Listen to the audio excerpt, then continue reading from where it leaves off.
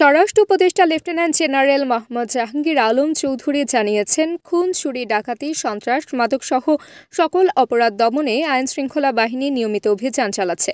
তিনি বলেন, চিহ্নিত অপরাধী ও সন্ত্রাসীদের দ্রুতই বিশেষ বা চিরুনি অভিযান চালিয়ে আটক করা হবে।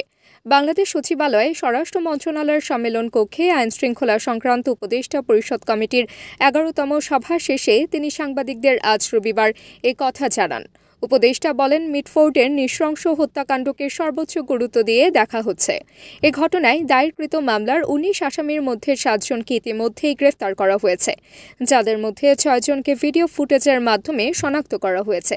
তিনি জানান, বাকি আসামিদের ধরতে গোয়েন্দা সংস্থাগুলো ঢাকার বাইরে অভিযান চালাচ্ছে। বুধবার সন্ধ্যায় পুলিশ ও সেনাবাহিনীর যৌথ অভিযানে ঘটনাস্থল থেকে 2 জনকে গ্রেফতার করা হয়। শুক্রবার বিকেলে এবং রাতে আরও 3 জনকে গ্রেফতার করা হয়েছে। শনিবার রাতেও ডিবি পুলিশের হাতে 2 জন গ্রেফতার হয়েছে। স্বরাষ্ট্র উপদেষ্টা বলেন, অপরাধী যে দলেরই হোক না কেন ছাড় পাবে না। সরকার দৃষ্টান্তমূলক শাস্তি নিশ্চিত করতে বদ্ধপরিকর। খুলনার হত্যাকাণ্ডেও 1 জনকে গ্রেফতার করা হয়েছে।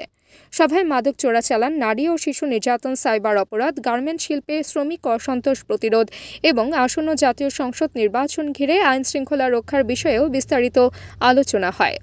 রোহিঙ্গা শিবির এবং সীমান্তবর্তী এলাকায় আইনশৃঙ্খলা পরিস্থিতি, শীর্ষ সন্ত্রাসীদের জামিন পরবর্তী কর্মকাণ্ড ও জঙ্গি সংগঠনগুলোর অতৎপরতা দমনেও কঠোর পদক্ষেপ নেওয়ার নির্দেশনা দেওয়া হয়েছে। উপদেষ্টা পরিষদের সভায় আইনশৃঙ্খলা বাহিনীর শীর্ষ কর্মকর্তারা উপস্থিত ছিলেন। তাবাসসুম হক আনিকা, দৈনিক আজকের বাংলা। দৈনিক আজকের বাংলা .net